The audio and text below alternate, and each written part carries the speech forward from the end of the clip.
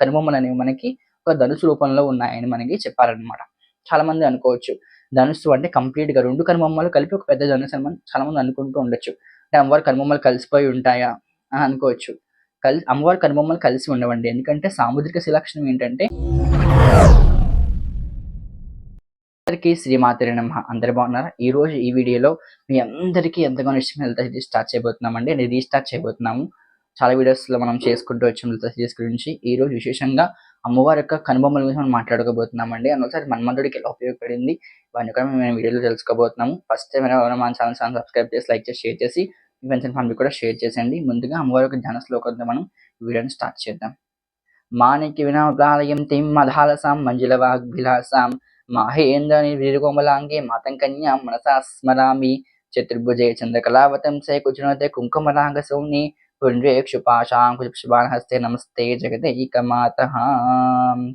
శ్రీమాత్రే నమః. ఈరోజు నామం ఏంటి అనుకుంటున్నారు? వదన స్వర మాంగళ్య గృహతోరణ చెల్లికాయే నమః. వదనం అంటే ముఖం. ఎవరి ముఖం? అమ్మవారి ముఖం. స్మరణ వదన స్మరణ అంటే ఏంటి? అసలు స్మరణ అంటే ఏంటంటే మనకి మన్మధుడికి పేర్లు అనమాట. మన్మధుడికి చాలా పేర్లు ఉంటాయి. పుష్పభానుడు అని, అంగనుడు అని చెప్పేసి, లేకపోతే ఈ యొక్క చాలా పేర్లు ఉంటాయి మన్మధుడికి. అందులో ఒకమైన పేరు మనకి వదన స్మరణుడు అనే పేరు మనకి మన్మధుడికి ఉందన్నమాట. చాలా మంది తెలిసిన విషయమే కదా. కుమారస్వామి పుట్టడానికి ముందు దేవతలందరూ కూడా మన్మధుడిని ప్రేరేపించి మన్మధుడి చేత శివుడి మీద బాణాలు వేపిస్తూ ఉంటాడు. శివుడు తపస్సులో ఉన్న శివుడి కోపం వచ్చి మూడో కన్ను తెరిస్తే మన్మధుడు భస్మైపోతాడు. అప్పుడు రతీదేవి మన్మధుడిని చూసి బాధపడుతూ అలా మిక్కిలి బెంగపడుతూ ఉంటే అమ్మవారు మన్మధుడిని మళ్ళీ ప్రాణం పోస్తుంది. నిజానికి కారణం ఏంటంటే మనకి మన్మధుడు లేకపోతే సృష్టి అనేది మూగదనమాట. స్తంభించిపోతుంది. కాబట్టి అది అమ్మవారికి తెలుసు కాబట్టి అమ్మవారు మళ్ళీ మన్మధుడిని మళ్ళీ బ్రతికిస్తుంది. ఇలా మనకంతా తెలిసిందే కదా కథ అంతా కూడా. ఇలా బతికిన మన్మధుడంట ఎప్పుడైనా మళ్ళీ శివుడి కంటపడకుండా ఉండాలి అంటే ఏం చేయాలి అని వెతుక్కుంటున్నాడనమాట. అంటే ఆయనకు మంచి నివాసం, ఒక సేఫ్ ప్లేస్ కావాలి, ఒక ఇల్లు కావాలి. వెతుక్కుంటూ ఉంటే చాలా ప్లేసులు వెతుకుతుంటే మన్మధుడికి ఆఖరికి అమ్మవారి ముఖం కనిపించింది. అమ్మవారి ముఖం అనేది సేఫ్ ప్లేస్ అని భావించి అమ్మవారి ముఖాన్ని మన్మధుడు తన ఇల్లికం చేస్తున్నాడనమాట. అందరూ అనుకోవచ్చు అమ్మవారి ముఖాన్ని ఇల్లికం చేసుకుంటే పక్కనే శివుడు ఉంటాడు కదా, అమ్మవారి ముఖం శివుడు ఎప్పుడు చూస్తూనే ఉంటాడు కదా, మన్మధుడు దొరికేస్తాడు కదా అని అందరూ అనుకోవచ్చు. కానీ మన్మధుడు అని తెలివైన వాడు అనుకోండి. వదన స్వర మాంగళ్య గృహతోరణ చెల్లికాయే నమః. అలా మన్మధుడు అమ్మవారి యొక్క ముఖాన్ని తన గృహం కింద చేసుకుని ఆ గృహానికంట మంగళప్రదమైన తోరణాలు కట్టాడనమాట. ఆ తోరణాలు ఏంటి? అసలు అమ్మవారి ముఖాన్ని తోరణాలు కట్టడం ఏంటి అని అందరూ అనుకోవచ్చు. వదన స్వర మాంగళ్య గృహతోరణ చెల్లికాయే నమః. ఆ తోరణం అంటే ఏంటి? అసలు తోరణం అంటే మనం దేనికి కడతాము? గుమ్మంకున్న కమ్మకు కడతాం. ఆ కమ్మ అంటే లక్ష్మీప్రదం కదా. ఎప్పుడైతే కమ్మ కలకల్లాడుతూ ఉంది ఇల్లంతా కూడా చాలా పచ్చగా ఉంటుంది. నెగెటివ్ ఎనర్జీస్ అలాంటివన్నీ లోపల రాకుండా ఉంటాయి. సో ఈ విధంగా కదా.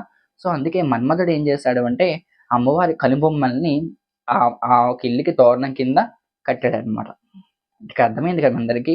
ఆ ముఖం మన్మధుడు ముఖం, అదే అమ్మవారి ముఖం మన్మధుడు ఇల్లు అయితే ఆ ఇంటికున్న తోరణాలు మనకి అమ్మవారి కనుబొమ్మలు అనమాట. అంటే చక్కగా చాలా ఏదో చెక్కినట్టుగా మనకి అమ్మవారి కనుబొమ్మలు కనిపిస్తూ ఉంటాయి అన్నమాట.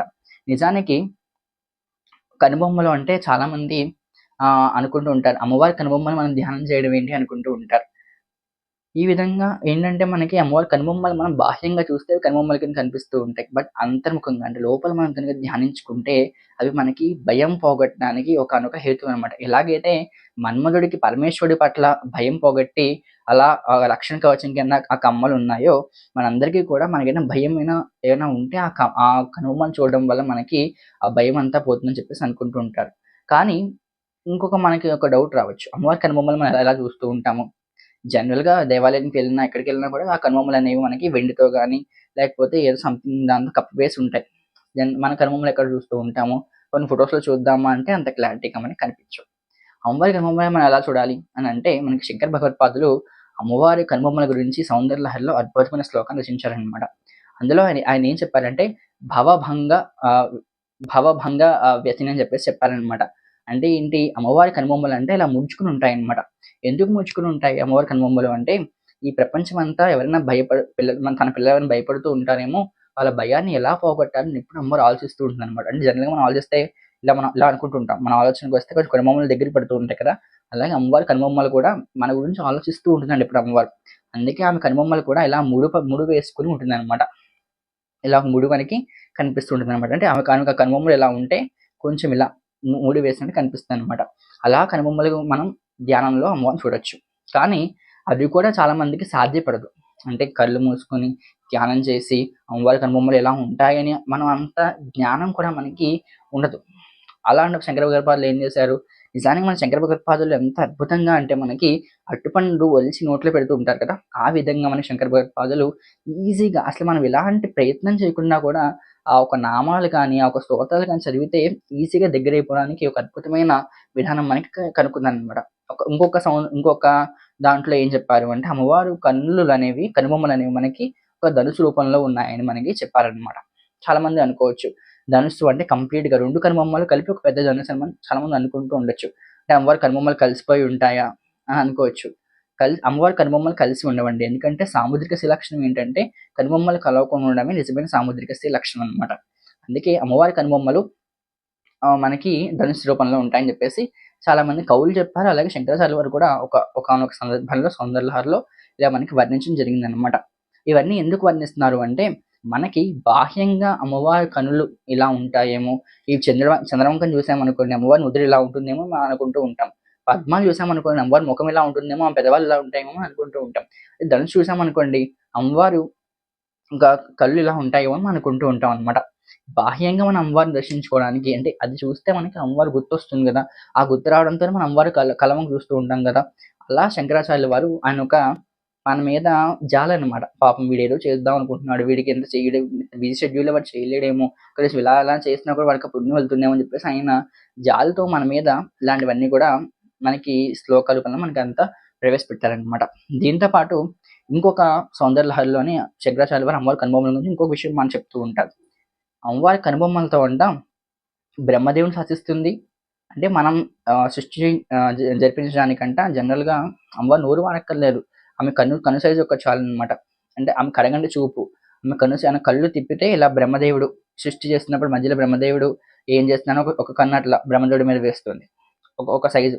అలా విష్ణుమూర్తి విష్ణుమూర్తి వైపు చూస్తూ ఎలా పరిపాలన చేస్తున్నాడని చెప్పేసి విష్ణుమూర్తి వంక చూస్తుంది.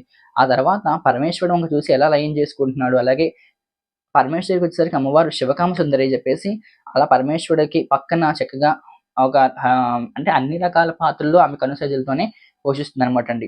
ఇంకొక డౌట్ రావచ్చు. అంటే అమ్మవారు ముఖం ఎప్పుడు పరమేశ్వరుడు చూస్తూనే ఉంటాడు కదా!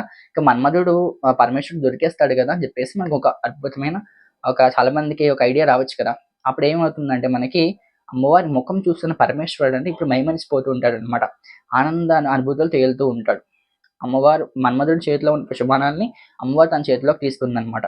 ఎందుకు తీసుకుంది అంటే ఎప్పుడైతే పరమేశ్వరుడు దక్షిణామూర్తి రూపంలో ఎక్కడికైనా వెళ్ళిపోయి తపస్సు చేసుకుంటూ ఉంటాడేమో అని చెప్పేసి ఆయన పక్కనే శివకామ సుందరి ఎప్పుడైతే కాముడు అంటే మన్మధుడు దహించిపోయాడో ఆమె కామేశ్వరిగా పరమేశ్వరుడు పక్కన కూర్చుందనమాటండి. అలా కామేశ్వరిగా పరమేశ్వరుడు పక్కన కూర్చున్న అమ్మవారు ఈ శివుడిని ఎప్పుడు దాని దక్షిణామూర్తి రూపంలో లేకపోతే తపస్సు రూపంలో ఎక్కడికైనా వెళ్ళిపోతాడని చెప్పేసి ఆ తపస్సుని కాపాడుకోవడానికి అవకాశం అంతా కూడా మనకి పీడిఎఫ్‌లో దొరుకుతుందనమాటండి. సో, ఎవరైనా కూడా ఇంట్రెస్ట్ ఉంటే చెప్పినవి వినిన తర్వాత పీడిఎఫ్ కూడా రిఫర్ చేసుకుంటే మీకు క్లారిటీగా అర్థమవుతుందనుకుంటున్నాను.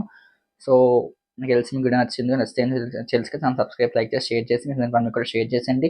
అండ్ చాలా లెంత్ అయిపోయింది. స్వెట్ కూడా పట్టేస్తుంది. ఇంకా ఫ్యాన్ లేదు కాబట్టి స్వెట్ కూడా పట్టేస్తుంది కూడా. సో, ఇంక వీడియో ఎండ్ చేసేద్దాం అనుకుంటున్నాను.